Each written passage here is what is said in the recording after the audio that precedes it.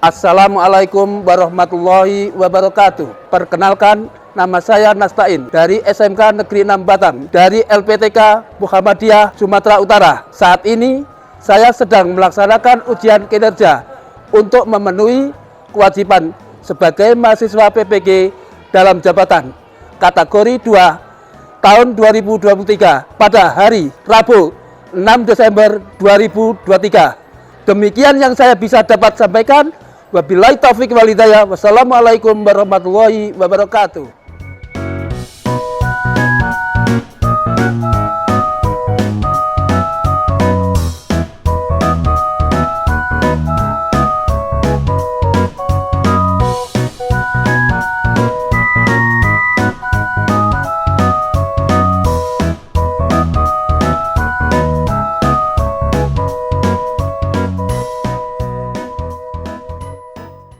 Assalamualaikum warahmatullahi wabarakatuh. Waalaikumsalam warahmatullahi wabarakatuh. Bagaimana kabar anak-anak pagi hari ini? Baik, Pak. Alhamdulillah. Sebelum memulai acara pembelajaran, anak-anak siapa yang tidak masuk? Arif, Adianto, mudah-mudahan ketiga anak tersebut minggu depan bisa hadir di kelas ini dalam keadaan sehat walafiat. Amin. Sekarang anak-anak kita mulai pembelajaran, dan sebelum mulai pembelajaran ini berlangsung, Bapak ingin bertanya dulu, karena minggu kemarin sudah Bapak ajarkan apa itu berita. Sekarang berita itu apa? Informasi yang faktual. Nah, sekali. Terima kasih. Berarti kalau kalian sudah tahu bahwasanya berita itu adalah informasi. Kalau kabar apa itu?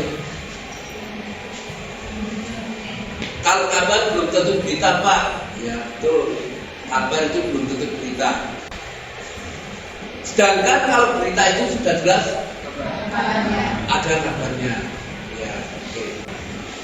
Untuk itu berita dibagi menjadi apa? Ya. Yang pertama adalah berita faktual. Yang kedua opini. Yang ketiga oke. Nah, berarti kalian sudah paham betul apa itu berita. Sekarang bagaimana dengan berita yang ada yang nanti Bapak tayangkan lewat video ini tentang definisi kalimat majemuk, kalimat langsung, serta kalimat tidak langsung mengenai berita. Mohon disaksikan. Dan nanti setelah ini kalian amati apa yang ada di video ini. Nah, setelah itu kalian jabarkan, diskusikan dengan teman-teman kalian. Silakan. Ini kita akan fokus membahas definisi kalimat majemuk dan kalimat langsung serta kalimat tidak langsung. Sudah siap untuk belajar? Mari kita mulai.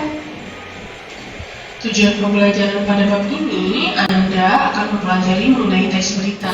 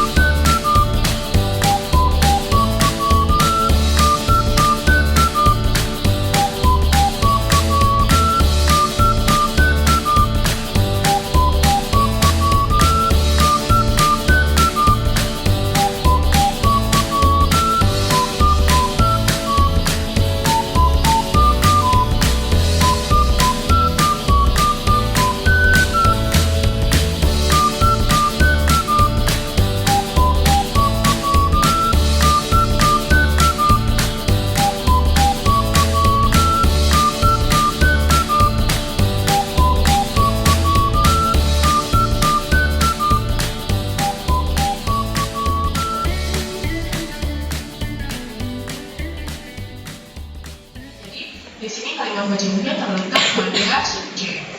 Oke ya. Sekarang bagaimana? Sudah paham? Ya, paham. Nanti akan saya lanjut lagi dan saya terangkan bahwasanya kalimat majemuk itu tadi ada yang setara, ada bertingkat, ada campuran, ada rapatan. 4 kan? Ya. Di sini kalau setara, yang ada sesuai dengan yang ada kalian lihat tadi, bahwasanya setara. Contoh, Adi pergi ke pasar. Ketika itu ketika itu si Lia ingin bersamaan ke pasar juga, ingin membeli pulpen atau pena. Jadi kedudukannya sama dengan si Adi yang mau pergi ke pasar. Berarti 2 kalimat dijadikan 1 kalimat. Itu yang disebut dengan kalimat majemuk. Mungkin kalian ingat pada waktu SD kelas 6 itu mempelajari bahasa Indonesia, bagaimana jenis-jenis kalimat. Ada kalimat majemuk, ada kalimat majemuk. Pertama kali kalimat majemuk itu bermacam-macam. Lalu ada 4 macam. Dan sekarang ini kalian pelajari 4 macam. Pertama apa tadi? Setara. 2 rapatan. 3 campuran. Nah, semua itu berkaitan dengan berita.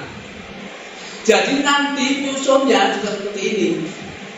Nyusun suatu kalimat untuk berita pasti ada yang namanya kalimat inti. Kalimat inti itu kalimat yang faktual. Nah, kalimat faktual ini itu tidak ada kaitannya dengan harus benar-benar nyata. Tidak ada kaitannya dengan penjelasan yang lain. Itu kalimat itu berdiri sendiri, tapi kalau digabungkan ke sana kemari tetap akan menyatu. Contoh tadi yang kalian pelajari ini kalimat majemuk bertingkat, sejajar, tapi kalau sudah masuk bisa bertingkat. Inilah yang kalian harus teliti dan analisa. Saya lanjut lagi. Selanjutnya kalimat majemuk bertingkat.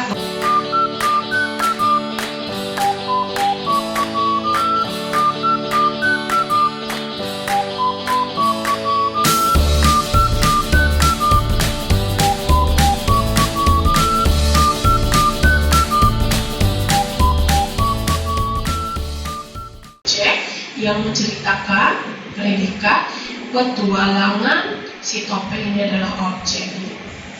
Kenapa ini disebut objek si topeng? Kenapa si topeng ini disebut objek? Yang namanya manusia itu seharusnya subjek. Kenapa si topeng ini disebut objek? Si topeng itu kan julukan, ya kan? Kenapa disebut objek? Tokoh harusnya menjadi objek. Kenapa itu menjadi objek? Karena si tokoh atau si topeng ini adalah dikenai pekerjaan. Nah, dikenai pekerjaan apa? Menceritakan petualangannya. Akhirnya menjadi objek. Terus apa ini?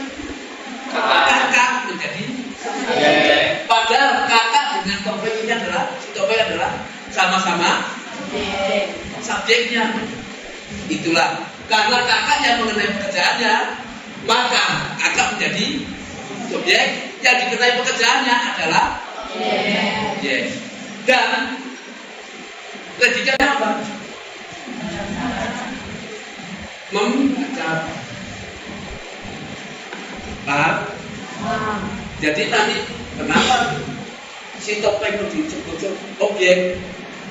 Karena dikenai pekerjaan. Bisa dilihat ya bahwasanya objeknya bisa dijabarkan kembali.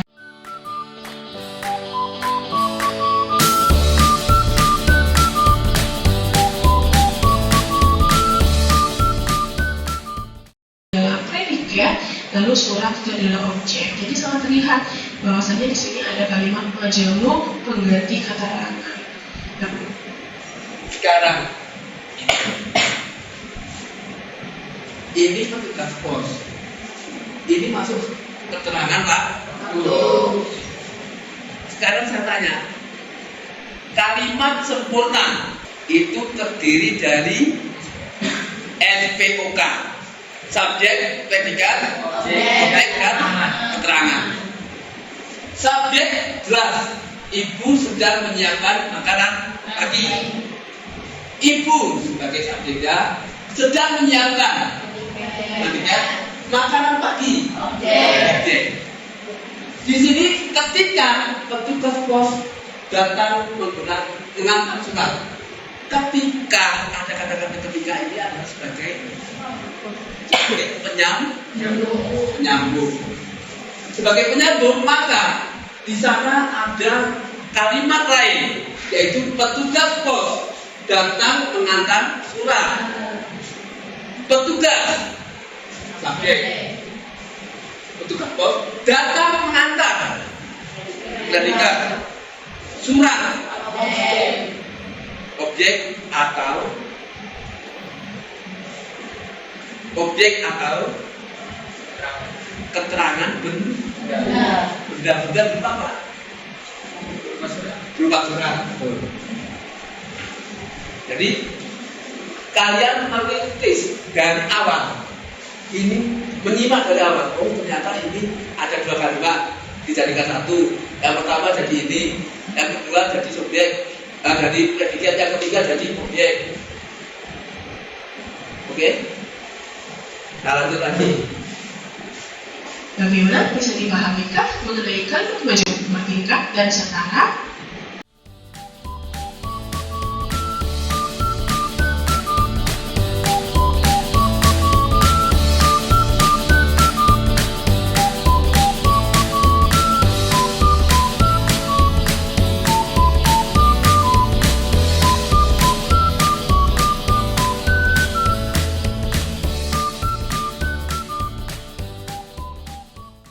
Tanyanya tidak diubah, lalu besok saja kita berangkat ke Solo jawab lagi.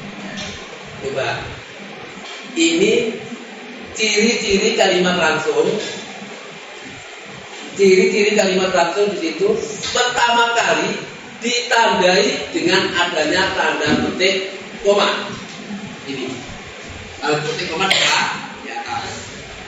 Nah, tanda petik koma di atas ini itu merupakan wadah daripada kalimat inti, wadahnya atau tempatnya. Siapa yang mengatakan tadi? Ibu Dewi mengatakan seolah-olah bertanya pada memberitahukan kepada orang lain, laki-laki yang tadi lewat itu adalah suatu ibu. Ya tahu. Katanya, kata si Dewi, kata temannya Dewi, dia tahu itu suami baruku. Itulah percakapan kalimat langsung. Terus nomor 2, refleks. Ada tanda komanya kan di atas, ada petik ya. Sudah dipadamkan sebelum pukul 21 waktu Indonesia bagian barat. ucap Bapak. Kalau ucap mereka, kalimat langsung tidak. Tidak. Kalau ucap mereka, kalimat langsung tidak. Tidak. Karena apa? Tidak ada yang lain.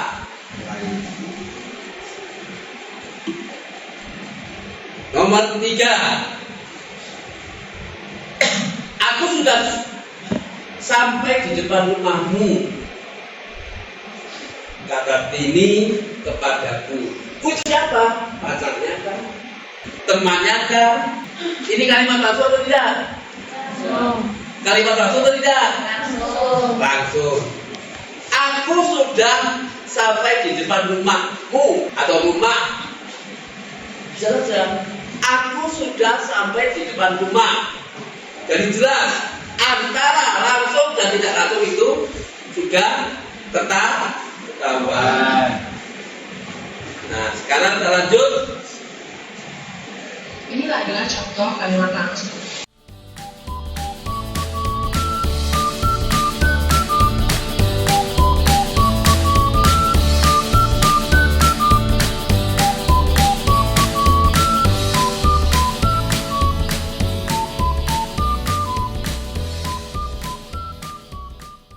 Jadi ini Nah, ya.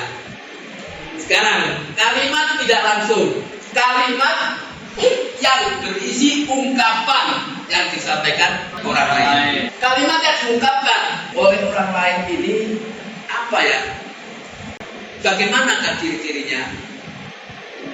Ciri-cirinya kalimat tidak langsung. Yang pertama, tidak menggunakan tanda petik dua. Ya, jelas. Yang kedua, menyatakan ujaran.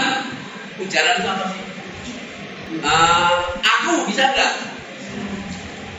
Yang bisa adalah iya dan iya. Kalau orang ketiga, bisa kami, bisa nya, ya, miliknya.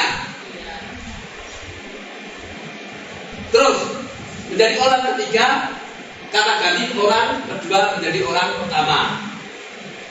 Memiliki kata tegas berupa agar, bahwa, sebab, untuk, Tentang, supaya, dan lainnya. ini pada bagian kutipan biasanya berbentuk kalimat berita. Kutipan itu berbentuk kalimat berita. Apa itu kutipan? Kutipan itu adalah mengambil sumber dari seseorang atau mengambil sumber dari buku atau mengambil sumber dari berita. Makanya kalimat berita. Contoh, Ibu Dewi mengatakan bahwa laki-laki yang tadi lewat, beda enggak dengan tadi? Bedanya? Coba ya, kita lihat. Coba ya, kita lihat. dalam penulisan tidak langsung dan biasanya sudah berubah sesuai dengan siapa objeknya subjeknya ya. Yakni kata ganti orang pertama menjadi orang ketiga ataupun dari apa yang disampaikan oleh si pembicara. Betul kan? Selanjutnya kalimat tidak langsung adalah kalimat yang berisi ungkapan.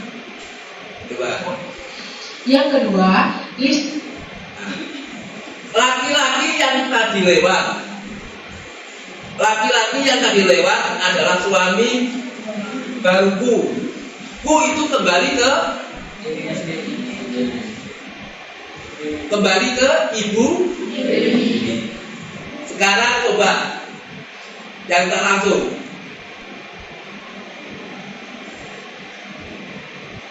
Yang tak langsung. Trik sudah dipadamkan sebelum pukul 21 WIB, ucap Bapak. Dan di sini apa yang disampaikan oleh si pembicara. Ini masih ya. karena sudah diubah Jadi langsung. kata-katanya atau sudah Coba. disusun katanya atau lebih sering disebut dengan parafras. Nah, Ibu Dewi mengatakan, tadi yang kata Ibu Dewi, sekarang Ibu Dewi mengatakan, gitu kan? Bahwa laki-laki yang lewat tadi adalah suami barunya. Yang dari kepada siapa? Pada temannya yang tadi. Bapak mengatakan ini ya, yang kedua. Bapak mengatakan bahwa listrik sudah dipadamkan sebelum pukul 21.00 waktu Indonesia. Tidak ada tanda kumanya enggak? Ada tanda kumanya enggak? Itu ciri-cirinya. Jangan sampai salah. Tidak ada tanda petiknya. Ini bilang bahwa ia sudah sampai di depan rumah. Nah, itulah tadi pembelajaran kita mengenai teks berita, definisi berita, kalimat majemuk dan kalimat langsung serta kalimat tidak langsung. Mudah-mudahan. Coba. Sekarang kalian sudah memahami semua. Ya kan? Saya minta apa yang kalian lihat tadi, apa yang kalian dengar tadi, tolong dan minta tolong satu atau dua orang untuk menampilkan atau untuk menerangkan kembali. Tidak? Silakan. Ya. Assalamualaikum warahmatullahi wabarakatuh. Waalaikumsalam warahmatullahi wabarakatuh. Di sini saya akan menerangkan kembali yang tadi Bapak jelaskan.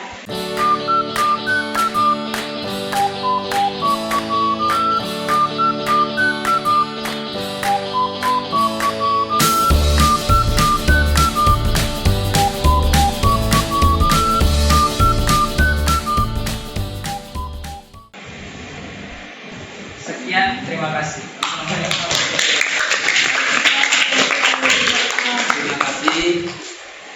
Ternyata bisa diterima dengan baik kalau pembelajaran pakai inovasi dengan metode PJPL. Nah, di sini dengan metode ini kita bisa mempermudah untuk pembelajaran dan anak-anak menyimak. Di samping Bapak kasih keterangan juga langsung ada ditayangkan berupa videonya. Jadi anak-anak bisa mempelajari dengan seksama. Di samping dari keterangan dari Bapak juga keterangan langsung dari video. Jadi ada dua sumber. Nah, dua sumber ini dikolaborasi maka akan menjadi suatu inovasi yang baru. Nah, inovasi yang bagus ini kita harus gunakan dengan baik agar kalian bisa menerima dengan seksama. Yang ketiga, buatkan kalimat majemuk bertingkat.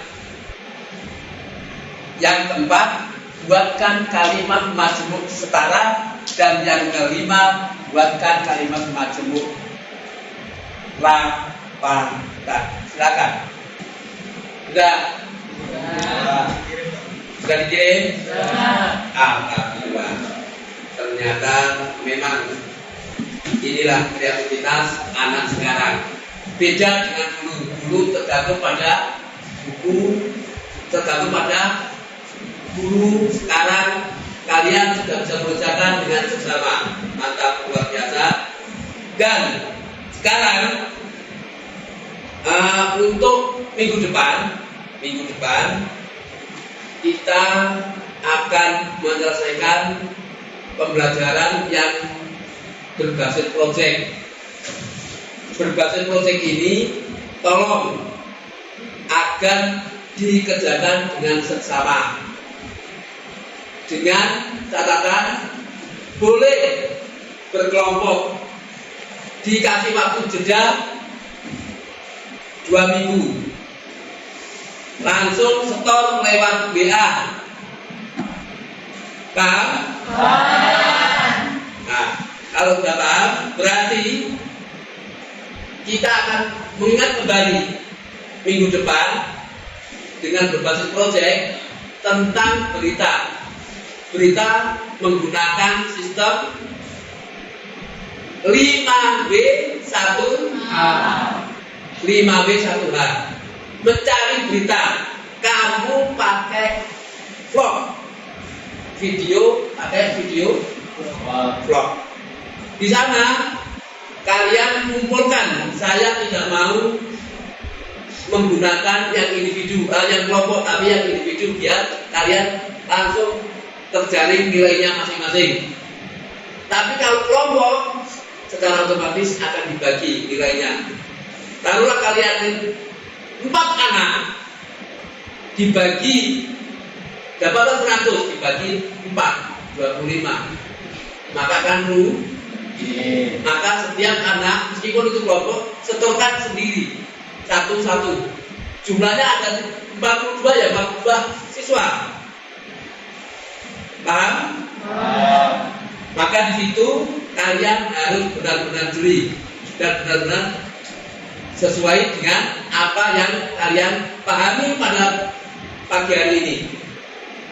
Dan kita bertemu kembali pada saat 2 minggu yang akan datang sudah selesai mengumpulkan vlognya. Paham ya? Oke. Dan sebelum saya akhiri, anak-anak, mari kita berdoa terlebih dahulu.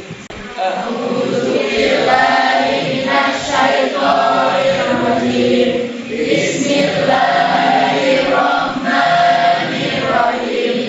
Wal asri innal insana lafi khusr illal ladzina amanu wa amilus solihati wa tawassaw bil haqqi wa tawassaw bis sabri. Amin.